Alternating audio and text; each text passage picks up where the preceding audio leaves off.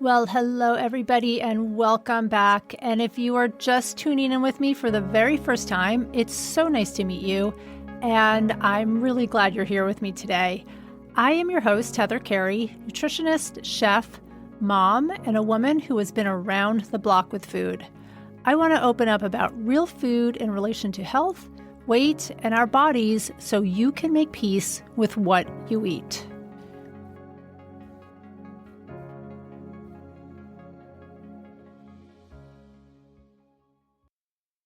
Hi there, and welcome back to the Real Food Stories podcast. I am your host, Heather Carey, and today's episode is such an important one. I had the pleasure of speaking with Dr. Olga Morton, who is not only a practicing physician, but also has specialty training in something called lifestyle medicine. And if you've never heard of that before, you're not alone, but you're going to want to stick around for this conversation. In a world where so many women are told to jump straight to supplements or medications or hormone therapy, Dr. Morton offers a refreshing, evidence-based approach that starts with what we can actually control in our day-to-day lives. And we covered her 6 core areas that she focuses on with her patients. Eating a mostly plant-based, healthy diet, moving your body regularly, managing stress in a realistic way, getting enough high-quality sleep, building strong, supportive relationships, and cutting back on the things that work against us, like alcohol, tobacco, and yes, even caffeine for some people. I know that one is hard to hear. This is one of those grounding, empowering conversations that reminds us that the foundations really do matter and that health doesn't have to feel so overwhelming when we start with what's doable and what feels kind and compassionate for us. So let's dive in with my conversation with Dr. Olga Morton. Olga Morton is a medical doctor with additional training as a lifestyle medicine physician. After years of helping chronic disease patients using conventional medicine, she realized that medication and surgery alone are not the whole solution. Through her continuing education in lifestyle medicine, she discovered that often small lifestyle changes could indeed be more powerful and longer lasting than pills.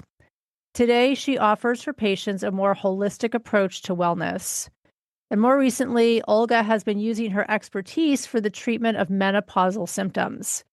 Her mission is to empower women with effective lifestyle changes so they can thrive through menopause with or without medication.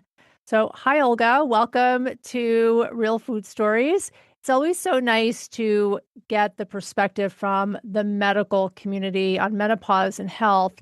And I'm also intrigued with the fact that you help women with the other very important health aspects of health through lifestyle changes that are not part of conventional medicine, right? Just throwing pills or hormones at you. So let's start with your own journey with midlife and menopause and your path to practicing more lifestyle-based medicine. Yes, thank you so much for having me, Heather. It's lovely to speak to you. Yes, about me, I guess. First of all, I'm a mum of 3 boys, so I've got teens and preteens, and so life is busy, lots of plates are spinning all at once. And early on in my career, I also did a PhD, a doctorate degree in autoimmunity and molecular cellular biology, and that was after my medical degree. And the thesis was focusing on finding novel treatments that would be blocking inflammatory pathways that would essentially then be used for treatment of autoimmune conditions, inflammatory conditions like rheumatoid arthritis. And although the research was fascinating, I quickly realized most of these drugs, they could be effective, but then they always had side effects. And so even then I thought, well, there must be a different way to approach those illnesses or to treat those, manage those better. And when I went back to clinical practice, again, I was working as a family physician in the States, I guess, but in North America, you would call it general practitioner in Britain and Scotland. And very quickly, again, I realized that we are great at treating acute conditions. Let's say somebody had a broken leg, we're great at fixing that. But if you've got something like type 2 diabetes, high blood pressure, high cholesterol, autoimmune conditions, we are not good at managing those. And if we do, then we have really usually strong drugs that would help to manage the symptoms, but they will often have, again, significant side effects. And I was getting really frustrated because I found myself writing more and more prescriptions and signing them every single day, thinking there must be a different way to do this. And I think that natural curiosity also from the doctorate degree led me on the path of lifestyle medicine when I just realized, wow, this is what we need. Because if you look at it, there's so much research on this, that nutrition is important, exercise is important, stress management, social connections, reducing toxic load, and those are essentially the 6 pillars of lifestyle medicine, including sleep. And so I sat the diploma and I'm board certified by the International Board of Lifestyle Medicine in conjunction with BSLM, the British Society of Lifestyle Medicine. And I did that in 2019 and I've never looked back because that just opened new horizons for me and new approaches to manage these chronic illnesses. And then when I was seeing again women who would come to me, women in midlife, and I was going through midlife changes myself, again, that, realization that we need to talk about lifestyle changes to women in midlife too. And, I have to admit that I'm very humbled by the fact that I had 2 doctorate degrees, one in autoimmunity or molecular cellular biology, and then one in medicine, and I knew nothing about nutrition. And how bizarre is that? I think this is changing now, but and I think most of at least Western universities would have the same curriculum where nutrition maybe would get, if you're lucky, a few hours, and that's about it. Because mostly we are studying pharmacology and the effect of drugs and the mechanism of medication, how it basically, in my opinion, it doesn't cure or doesn't reverse the illness. It often maybe alleviates the symptoms. And I think we need to go deeper than that. We need to look at root causes of the issues. And lifestyle medicine, to me, at least, is the foundation of that. Yeah, that's such a good point. I mean, I think that I'm here in the United States. I mean, there's no training. I think just like you, very, very little training for medical doctors around nutrition. And I I justify this sometimes that you can't be good at everything, right? I mean, so you're an expert at medications and acute illnesses, and that's what nutritionists like myself are for. But on the other hand, these things, all these lifestyle things matter so much when it comes to illness. So the fact that a Absolutely. lot of medical doctors don't know a lot about it is really puzzling sometimes. Yes. And yeah, and then to transition into menopause, I know here just, like a lot of the talk is that most gynecologists, most doctors do not get any training whatsoever in menopause education. Did you have that experience as well? I did have training, and through my specialty training as well, we did definitely cover menopause. What we maybe didn't cover, again, what are the non-medical treatments for menopause? And mostly, at least in Britain, the first line would be your antidepressants or SSRIs that are licensed for depression, anxiety, but also for perimenopausal, menopausal symptoms linked to mood changes, even the vasomotor, hot flushes, night sweats. And I remember that as a trainee thinking about it, this woman is not depressed. Like, why are we giving her antidepressants? And I quite rightly would, understand why some women would not want that, because they would be saying, and I'm a woman myself going through this, and I sympathize with them. And so I think the training is definitely there, but what I do find it's very medication HRT nowadays, again, oriented. So it's focused mostly on hormone replacement therapy, which we know can be life-changing for some women. It could be very helpful. But then what I'm seeing in my practice, and that's what led me again to rethink the menopause approach, is when women would come to me and would say, well, Dr. Olga, I've tried HRT and I've tried the pills and the patches and the gel and the pill combination and the Marina coil, and my brain fog is still there. Or I still can't sleep, or I'm still tired, and so on and so on. And so some of the symptoms, like hot flushes, night sweats, might have improved, but a lot of those, what we call them, the soft symptoms, the memory changes, and they were still there. And this is when I realized, and there was this aha moment, because also I knew those women, and I knew how stressed they were, and I knew they didn't have time to look after themselves. And I knew that nutrition probably was the last thing on their list. And then quite often in written, this subject or topic of alcohol is always kind of avoided. And we know that with regular alcohol intake, your hot flushes, night sweats will be more pronounced. So all those things had to be covered. And I felt really frustrated because within the 10 to 15-minute consultation time that we have here, it was really difficult to do that. And again, I really wanted to tell all these women that this is what we need to focus on too, and that's why I started this online program. I call it Menopause with Lifestyle, because I felt this is the platform that I could talk about it more in detail. We can have a deeper dive into all these aspects of lifestyle, and women found it so helpful because they felt finally listened to, because again, 10-15 minutes to cover menopause, it's so difficult.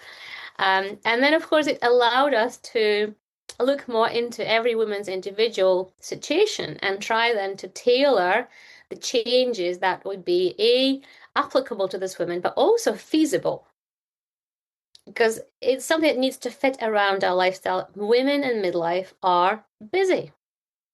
Yeah, very true. They are very busy, right? And you got a lot of things going on. I mean, you even just for yourself, right?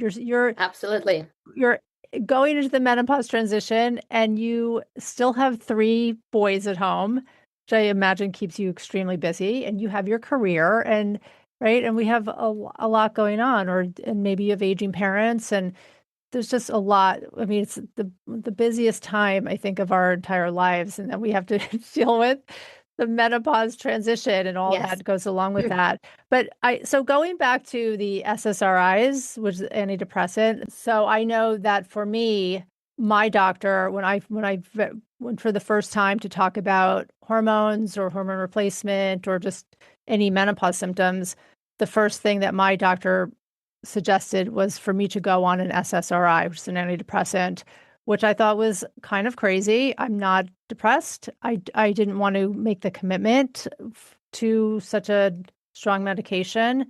And there was no talk about hormones, but she was pushing the antidepressant and no talk about other lifestyle modifications.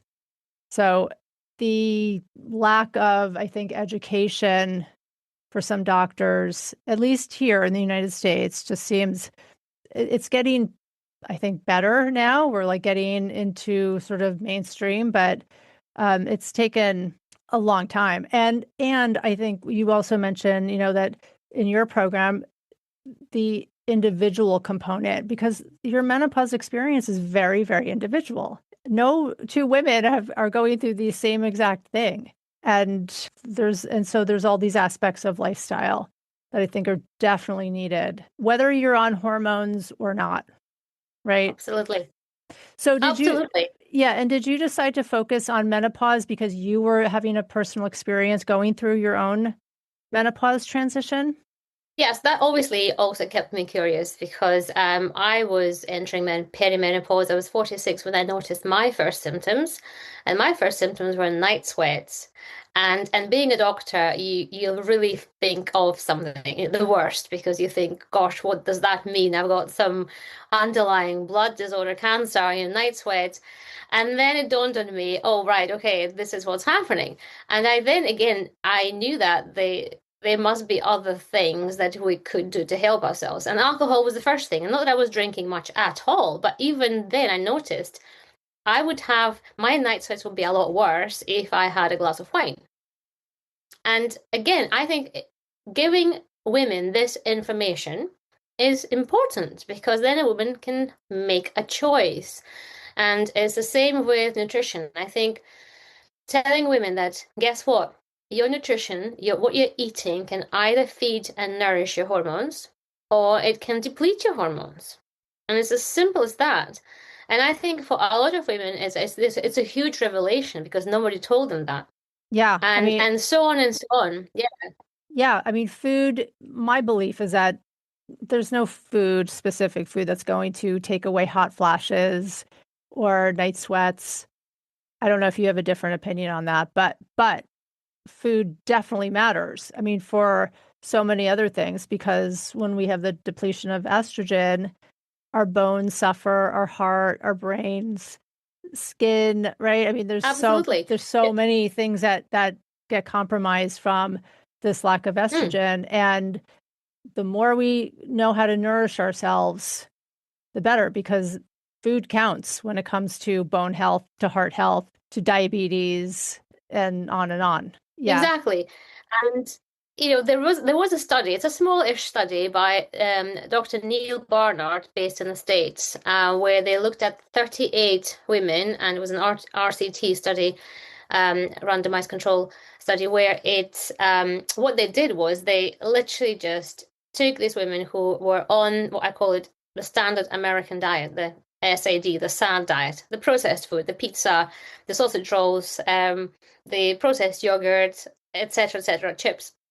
And they literally just put them on what I would call it the whole food and processed diet. Yeah. And it was mostly plant-based. And that means that there was a lot less of the processed stuff, but more of the nuts and seeds and lentils and legumes and vegetables. And just even that, after 12 weeks, led to a reduction, 86% reduction, which is huge in hot flushes and night sweats. So you might argue it's a smaller study, a small-ish study, and we need to expand on that. But that's a good start, again, just to show that even that can help your symptoms. And the mechanisms, again, are probably many there, but even just looking at gut microbiome and knowing that the subfraction of that, the estrobolome, that is responsible for helping the metabolism of your hormones, is going to be much richer, much more diverse with the unprocessed whole food diet.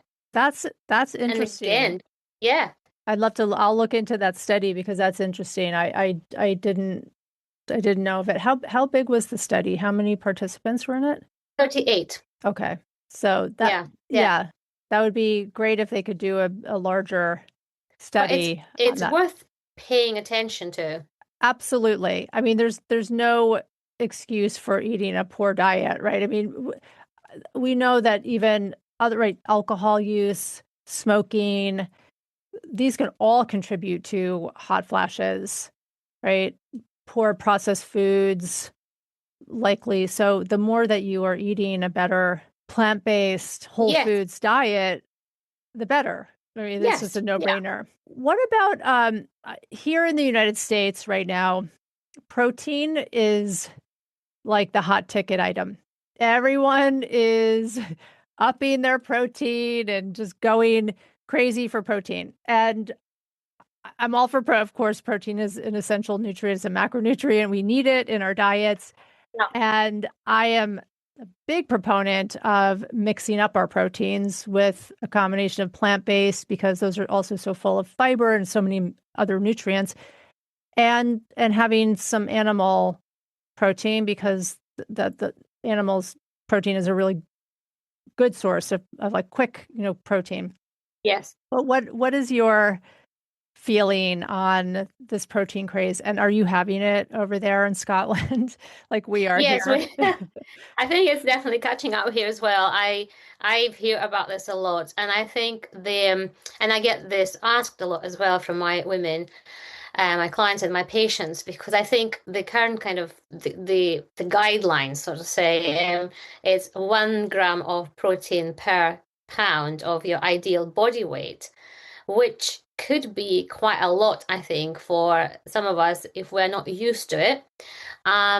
So for me, that would be about, I'd say 90 gram of protein and per day. And I just know that I don't meet that requirement.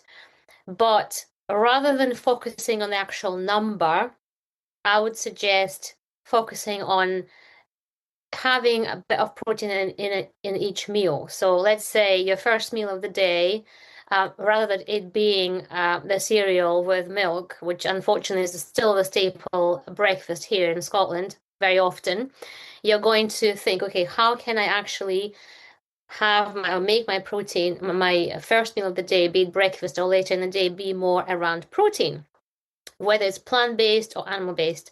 And the reason for that, I think, well, of course, it's the muscle tissue we need to be aware of, but also that will lead to less glucose and sugar spikes in your bloodstream, which again is going to lead to less of the insulin resistance, which we are more at risk anyway already in midlife. Just that's just a given with hormones going down. And so I think if we're going to avoid those sugar spikes with processed carbs that are easily converted into sugar in your bloodstream, having those constant up and downs, and which makes us more tired, feeling less energy. I think that's where I think the protein is important.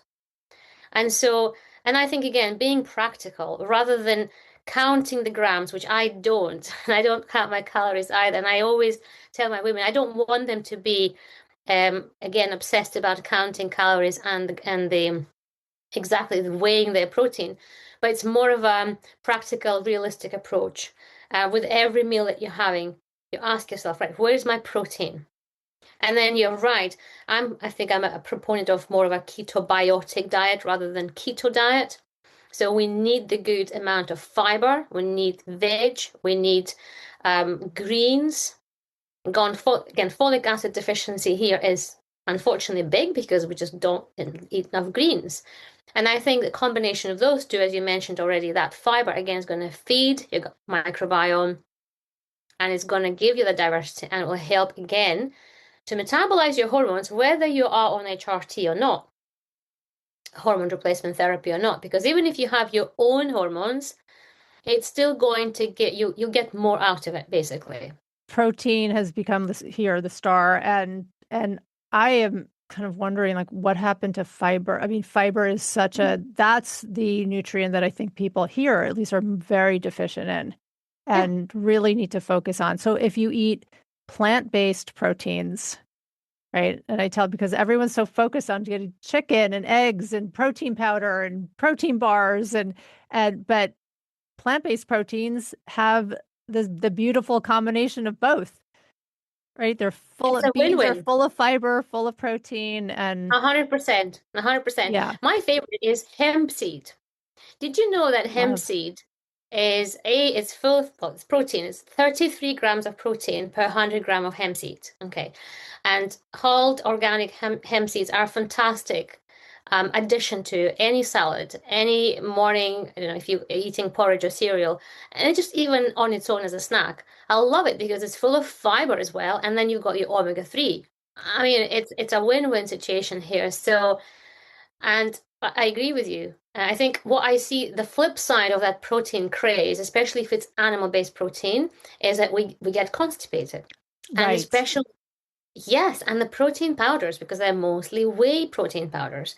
And quite often you ask women, like, do you know what whey is? They don't. So Yeah. they don't realize it's a byproduct of the dairy industry, etc., etc. Quite often not of a great quality.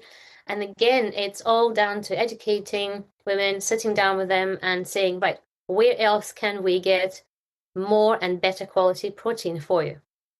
Right. from Yeah. I the mean, real protein food. powders are a processed food.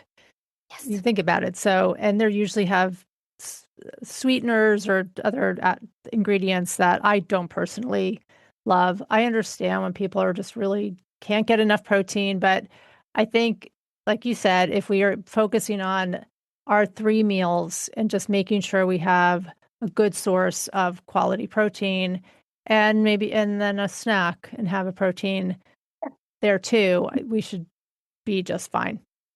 Yes, Unless, absolutely. And then even broccoli has protein. Okay, not much, but there's still protein in the broccoli. right. And so lentils are a fantastic source of protein. I think it's 18 gram of protein per 100 gram in lentils versus 22 gram in chicken. So 18 versus 22, it's not much of a difference, to be honest. So you can get great sources of protein from plants. And yes, you're right. I think we're so obsessed about the protein, but then in the West, fiber is the big issue. I think only about 3% of us in the West actually meet the fiber requirement per day, which is about 45, 50 gram. We don't eat enough fiber. Yeah, my prediction is that after the protein craze settles down a little bit, it's going to become the fiber craze. We're gonna Probably. Yes. there's always something, right? One thing in the moment. And then back to seeds. I love seeds so much. I always tell people, I mean, I usually make a jar of just different mixed seeds, hemp seeds, chia Yeah. seeds, flax seeds, pumpkin seeds, and then I just put a couple tablespoons in my oatmeal or just to add, have some extra protein but I mean protein, fiber, healthy fats, right? It's all in there. So those are just the best, I think, one of the best sources of just whole foods that you can have. Yes, agreed. Let's shift for a second and talk about sleep because I know that this is just the number one complaint of so many women going through menopause. And I know for me, all the hormones in the world are not necessarily fixing my sleep. I mean, they can definitely, hormones can help with night sweats, right? Which then might keep you up and that's a help, but sleep is complicated, right? And It it's is. and it is one of those lifestyle components that's so incredibly important for us. We cannot minimize our sleep and the importance of it to our health, right? What do you think about sleep and the importance? Yeah, 100%. I think sleep is tricky because in perimenopause, you've got your night sweats and hot flashes to deal with. That's going to disrupt your sleep. And then equally, with reduced progesterone, and that's a funny thing again, we focus so much on estrogen when we talk about menopause, but progesterone also is declining, and I think the we feel the decline of progesterone probably a lot earlier because it starts declining from a much higher kind of level compared to estrogen. And those are the very subtle symptoms like that hypervigilance and anxiety, the irrational anxiety. Quite often people will say like they don't know where is this coming from, and sleep problems. And that's because progesterone does help regulate GABA, and GABA is a neurotransmitter that makes us feel kind of calmer and relaxed. So when that is gone, and that extra hypervigilance, and then we then add on that chronic stress, which we're under, most of us, and that constant chronic cortisol that's running high there. So added to that, it's tricky. But then I think, yes, HRT might help to some extent, but then sleep hygiene and those, again, the basics are going to be super, super important because that will become non-negotiable because we can't get away with a few hours of sleep when we're in 20s and 30s.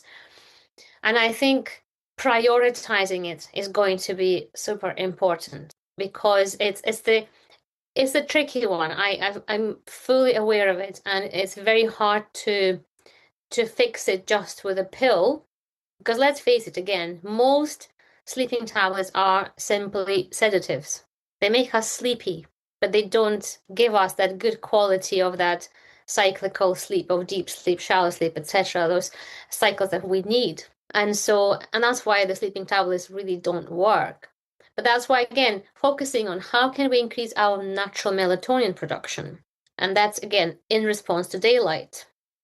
And most of us are working indoors and we don't see the daylight on a regular basis. That will impact our sleep.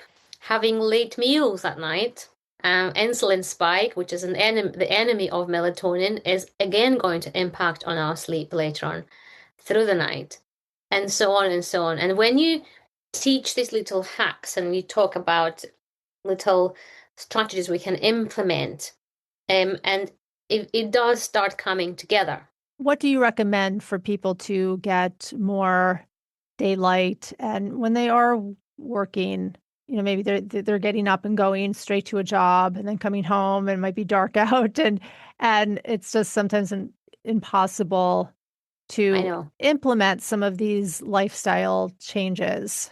Yes, it's tricky, and especially if you live in a climate like, I mean, I'm in Scotland, so right now we have a beautiful weather, and when we have summer, the days are really long, and so I'm lucky. Even if I'm working late, I can come home and I still catch the daylight.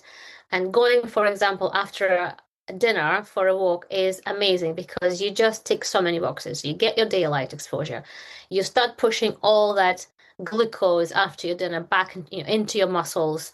You get your red light exposure if it's the dusk kind of sunlight. Again, the red light, if we think about it, we are nature's creatures, so we need that circadian rhythm, and so that light at dusk again signals our brain that's okay, you're safe, calm down. So that helps again the natural melatonin spike in the evening. But then in the winter, it's tricky because, yeah, we're indoors, it's dark. And I would say try to catch daylight, even if it's a cloudy day, whenever you can. For example, lunchtime walk. And even at my surgery, because, it's so busy and you always feel guilty, like, oh, I can't really afford to go on a walk right now. But you literally need 10 minutes. And before you know it, your colleagues are joining you because they realize that 10 minutes actually gives them so much more energy for the rest of the day. And then if you're really stuck, and again, that lack of daylight can also affect our mood. So, and again, so many people are very sensitive to that. And the seasonal affective disorder, SAD, can again kick in. So, and there are day lamps that you could use as well that would help to mimic that daylight. And the SAD lamps or SAD lamps could also be used as a tool. Yeah, I have one of those at home. I use it just in like the middle of deep winter when Yes, but I do try to get outside as much yes, as possible, especially in the yeah, winter, because I know yes, how important it is. And I understand that feeling of, oh, I don't even have 10 minutes or I feel bad. I'm working. But I think we women have to look at it as a form of self-care and it's yes, necessary. I mean, it's just necessary. When you get outside for 10 minutes, get some sunshine on your face, get your vitamin D up. It's just good for you and you yes. feeling good is good for Hmm, everybody else, yes. It's one right? of those non-negotiables on my list. I would say that's the non-negotiable. And obviously, we all know about the blue light and the blue light blockers, putting your devices away. Um, before bedtime, at least 2 hours before bedtime. But the other one is the non-negotiable one, I would say, is the caffeine. Again, we don't want to talk about it quite often because I mean, I love my coffee, but I don't like what it does to me. Again, it depends on the quality of the coffee, and we can talk about it. It's going to be a whole separate conversation. Let's face it, some of us don't metabolize it quickly enough. And so for some of us, it might still be in our bloodstream 12 hours later. So if we are reaching out for the afternoon pick me up coffee at 3 p.m., 4 p.m., it might still be, half of it might be still in your bloodstream because half-life could be 12 hours. And that is a stimulant. Yeah, I'm So, so sensitive to caffeine. It's like ridiculous how sensitive I am. And I was only drinking 1 cup of tea in the morning. And for the last few weeks, have gone no caffeine at all. wow. And Yeah. it's it's been hard, but it's been good though. I mean, overall, it's good. I think when I have even that 1 cup of caffeine just sets my bladder into a Oh, totally. tailspin. Yeah. I'm like in the Hmm. bathroom 20 times. So I just wanted to experiment and see. And it's made a huge difference, but I do miss Hmm. it. I really do. Yes. But if I drink something, I don't anything caffeine after 3 o'clock, I am done. My sleep is done. I'm like, expect me to be up for 2 hours in the middle of the night, which is just so, and Yes. it's funny how some women can not even notice it, and some are just super sensitive, like myself. But Yes. yeah, but But again, caffeine is a they're all stimulant. different. They're all different. Yeah. And that's why I listen to your body. And if you're somebody who's coming to me and saying, look, I have absolutely no issues with my sleep and I drink 2 cups of coffee. I mean, look at Italy and Spain. I mean, they're all drinking espressos pretty much 24/7. But again, I would be interesting to see what is their prevalence of sleep issues in those countries. But again, we need to remember we are all different. Um, but if Yes. you're saying to me, look, my sleep is disrupted, I don't know what's going on, and then if you then tell me my last cup of coffee is at 5 p.m. and I'm having symptoms of what we would say an overactive bladder, where what do we do? We suggest treatment, medication. I think this is where we have to really start kind of unpeeling the onion and discussing things like, well, coffee is going to be affecting your bladder. Coffee, even if it's a decaf, because decaf is never 100% caffeine free. So it's about 30% of it's still caffeine. So we need to remember that as well. And if you're one of those women, then we need to have a conversation, and there's ways around it. Maybe have your coffee decaf first thing in the morning, or at least before lunchtime, and see how your body responds to that. Right. Yeah. It just goes, I think, back to that conversation around alcohol and just like these vices that we have. Sometimes that I think as we get older, maybe we become more sensitive to them and we can't really. And so you have to weigh out the consequences. I mean, what is it? Is it worth having a couple glasses of wine and like waking up with night sweats in the middle of the night? I mean, or is it worth it to maybe back off of alcohol and see how that makes you feel. And Yeah. same with And coffee and absolutely. And then again, all it comes down to what does alcohol serve you as? What does it mean for you to have a glass of wine? Is it to have a good time with your friends, to enhance the taste of your meal at dinner time? Or is it something that will help you fall asleep every night and you need that and you use it as a crutch? So, you know, or this is the only de-stressor that you can think of. And I think that's where the conversation then shifts completely from, you know, and I'm not saying like don't ever drink alcohol. That's impossible, I would say. Some people make that choice consciously, absolutely fine. But it's more of a having that conversation with yourself and then deciding what would be the best thing for you as well. definitely. Yeah, I mean, right. Some of these habits that we have can get very complicated because we link them to so many emotions, right? Having a glass of wine in the evening or drinking your morning cup of coffee Yeah. is very ritualistic, right? Yes.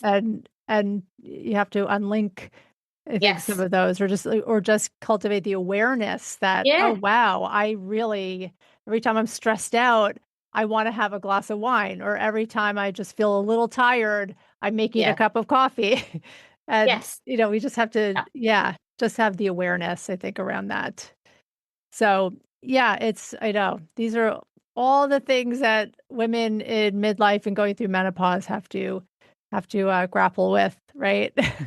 Yes. Yes. Yeah. So I wanted to talk to you also about exercise because we were just talking about getting outside Mm. for a couple minutes a day. And I mean, and again, I'm going to just kind of go back to like what's happening here in the United States because right now, weighted vests, strength training, lifting, heavy, I mean, these are all very hot ticket items right now, like very, hot topics. And what do you think about physical activity and movement as far as lifestyle? I mean, I know I'm not even asking if you think it's a good idea or not. We know that it's Mm. Oh it's yeah. necessary and it's Mm. great. But what do you think about the overemphasis or the big emphasis right now on strength training and lifting and weighted vests and Yeah, I think we've gone from having a lot of talk about cardio and that kind of staying slim kind of fitness for women when we were 20s and 30s. And then now we've gone all about weights and lifting heavy. Again, like with anything else, I think the truth is somewhere in the middle. What I see is that either women don't exercise enough, because let's face it, as a society, again, we are sedentary, or they would do maybe menopause yoga or something very gentle, which is nice, but again, it's probably not enough. Then the other extreme is where women will come and say to me, look, I'm doing my weightlifting 5 days a week. I'm doing HIIT training 5 days a week, and I'm still feeling miserable. I'm tired. I'm not losing weight. My joints are sore. And this is what I want to say to them. Okay, let's sit down and have a conversation. So the reason you're not losing weight is because your body is in a constant state of stress. Stress, in the kind of primal terms, famine usually, in the olden days, let's say, yes, when before we had the Industrial Revolution, meant that we probably will not get food for a few days. And so what does the body think? I'm going to store up on that fat just in case. And that is why you're not losing weight.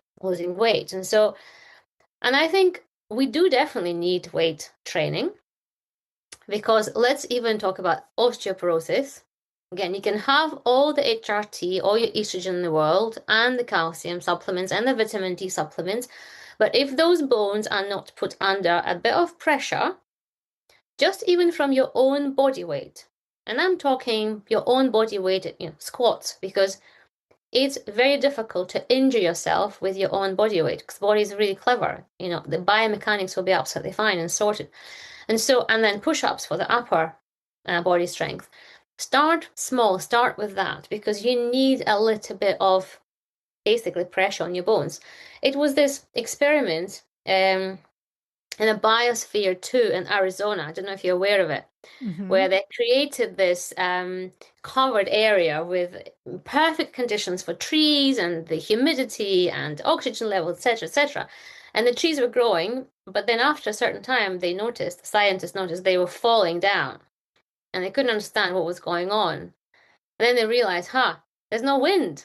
How interesting. And so, yeah, and then the roots were really shallow, although the trees looked so healthy. But because we're not put under that stress of the wind, where the roots had to develop, and then also the trees are really good at kind of connecting the roots with each other. And so, and that's the same thing with our bones. So if we're going to be pumping all the nutrients but not really exercising our bones, jumping is also really good for that, kind of stomping. And so that's what it is. So, and ideally, again, in the ideal world, you want to vary a little. You want to do maybe your weight training a couple of times a week. You want to do a bit of cardio, high intensity interval training, HIIT training, because that's a really good aerobic exercise. And you do probably want a bit of yoga, Pilates to stretch those muscles that you've been working hard through your weight training, and stretch the fascia and stretch the soft tissue. Again, let's face it, we are stiff, we sit a lot, we're hunched forward most of the day, and I think that usually gives really good results, because it's a much more balanced way of exercising and movement in general.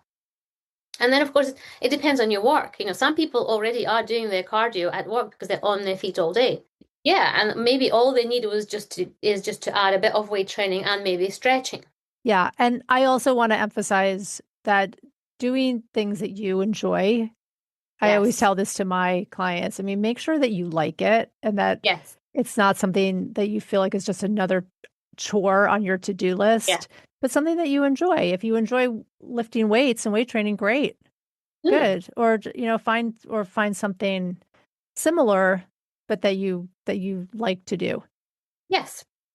Right. But also I think also be open-minded, because, for example, I mean, even personally myself, I tried to do weights, I think, when I was younger, and I think probably it was my fault. Potentially, the instructor didn't explain how to do it safely, so I pulled my back. And at that time, I thought that that's not for me, really. I don't want to do it, and you get scared because you don't want to get an injury. But thankfully, I revisited it. And thankfully, this time, the instructor was fantastic. And that feeling of being able to lift weights, and I don't lift heavy, I would say maximum, 8 to 10 kilograms in each hand. But even that gives me that feeling that, I'm stronger, I can feel it, I'm stronger. And also remember, your muscles are calorie burning machines.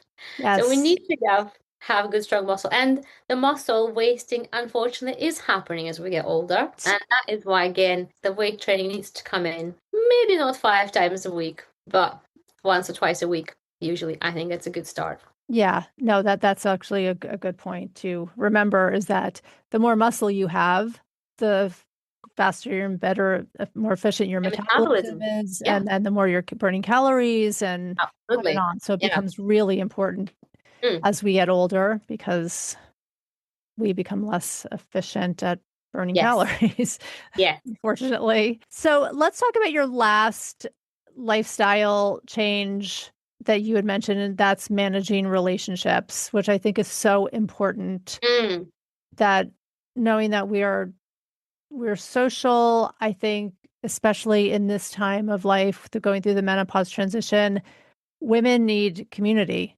We yes. need to know that we're not alone. I mean, I know when I first was going through perimenopause, I don't know if you felt the same. I felt so alone in the experience because nobody was talking about it. My Mm, friends weren't talking about it. It was a secret. No one got education on menopause. mm, There was like no education. I was like just feeling my way in the dark kind of. And even my doctors were not educating me. So it was mm, just a really lonely experience for a while. And I think there's so much confusion. And then out on the internet, social media, all that, there's just people preying on your mm. vulnerabilities, I think, in menopause. So I think it can be very lonely. So what do you feel about just this having community and building our emotional resilience and, just having the importance of relationships at this time? Yes. I think the menopause conversation went from being hush hush to now complete opposite. It's a bit of a jungle out there. I think there's so A much jungle, advice. that's a good way to describe Yes. it. And I mean, I sometimes feel confused, and sometimes you listen to somebody and you follow that person, and and some of the stuff they would say is true, is correct. You think, yeah, okay, okay, and then suddenly they'll come up with something completely wild, and you think, hang on a minute, is that the case? So I think, yeah, it's good that we are talking about it. 100%. That's huge. But yes, we I guess we have to, in terms of the finding information, we have to be maybe slightly more careful and maybe, looking at other aspects of, speak to your doctor as well. I mean, doctors, I think, are getting more education on this. Um, but also find your tribe, um, find your circle of friends. I think loneliness and feeling isolated again is huge. I think it's now likened to being as harmful as 15 cigarettes a day of smoking. And so, and I think women can find it hard. As you said, we have so many responsibilities and we often put ourselves last because we are taking care of our family, our children, our elderly parents, we have a career. And so, and then also having that time for yourself. I say to women, slot that in, that time in your calendar. That way, either you do nothing or you're meeting your friend for a cup of tea or coffee because it's not luxury. It's your moment of self-care, almost like self-preservation, because you need it. Because you Right. can't run on empty. That running on adrenaline that was in 20s, 30s is not going to work anymore. And so, and I think that's how it starts. And then, yes, have the open conversation. If you have friends who are going through the same, I mean, even better, have open conversations with them, share your stories. And sometimes a shared burden is half a burden. And then you realize that, oh, I'm not alone. So the women I work with, we run it as a small group. So we have about 5 women in the group. And some women, I think, are a little bit apprehensive of working in the group because they think that one-to-one, program is better. It is good, but then I think what they've all said to me, wow, I really enjoy the community, and they all became really good friends because they realized what they thought they were suffering with, and they were the only person having this issue. They realized other women are going through the same. And suddenly, Right. oh wow, I'm not the odd one out here.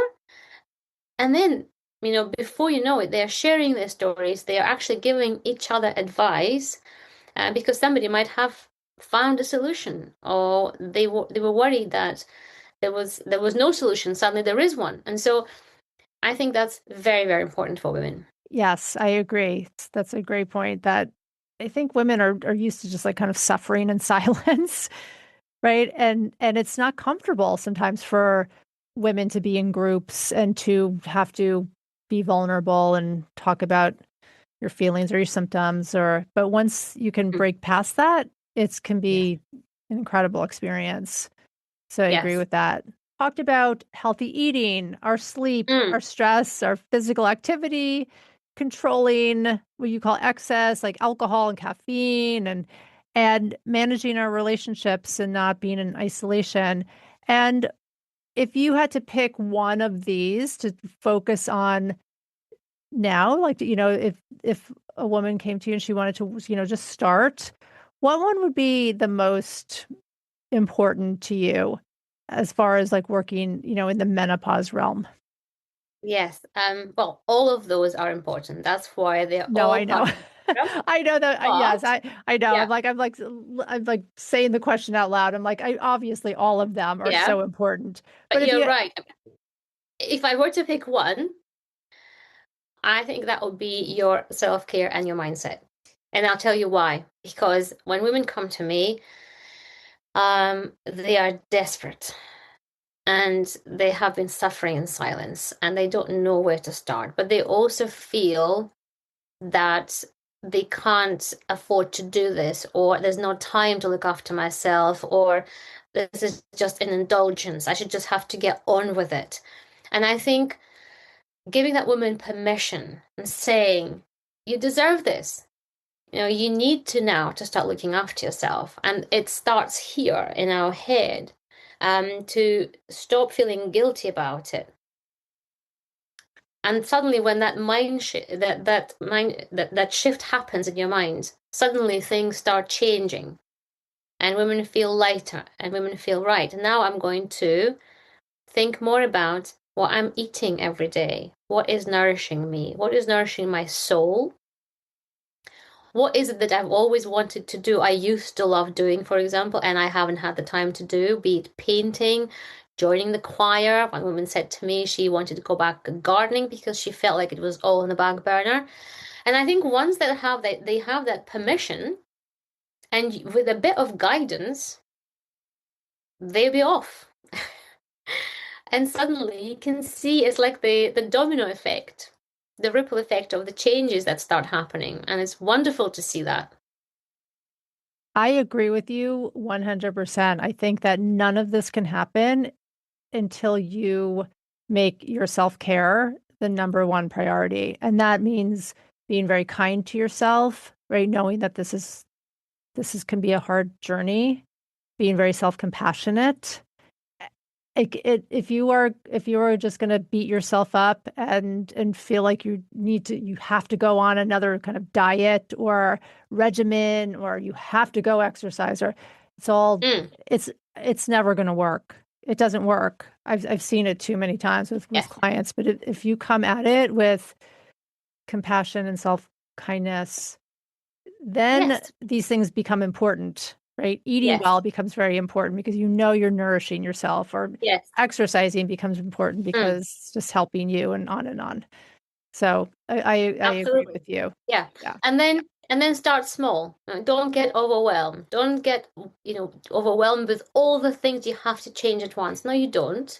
So pick one thing. Pick that something that you're comfortable with. And then you will notice, aha, suddenly I have more energy. Now I can start doing something else. Now I can add on exercise to that. Or now I started leaving my phone outside my bedroom because I realized that 2 hours of time before my bed is crucial for me to wind down. I'm doing something much calmer, something that doesn't involve the devices and long to-do lists, and so on and so on. Right. It's a marathon, not a sprint, right? Yeah. Yeah. Olga, thank you so much for speaking to me today about this, and love your different lifestyle changes and that all women can make. How do women get in touch with you? But I've got loads of free resources as well. Check out my website. It's drolgamorton.com. Very easy, just my name, and drolgamorton.com. I do have a weekly newsletter that comes out every Friday, where I would I'll promise you, keep it short and sweet, and just really, because nobody has the time to read long emails, but it's something literally just to give you practical advice and tips, and also to keep you motivated and give you a little nudge in the right direction from time to time.